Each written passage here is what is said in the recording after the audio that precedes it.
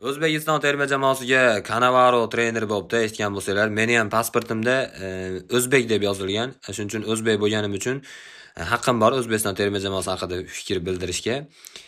Bangladesh bo'lganda bildirmay qolardim. Kapadze qolsa yaxshi emasmidi deb o'ylayapman-da. Baribir biz ham bog'lardan bir haligi medallar shodosini kutmayotgandik o'zi. Lekin baribir Kapadze har holda 2 marta bizni tarixga o'zini ismini yozdirgan trenerda, 2 xil anaqada. Keyin haligi bitta trenerlar apendis olib oldim deb ketaverganda qolgan trener edi. Hozir mana bugun endi Cannavaro kelyapti. To'g'risi trener bo'lgandan beri bir sanachib ham yutmabdi-da Cannavaro. Bunday qarasak.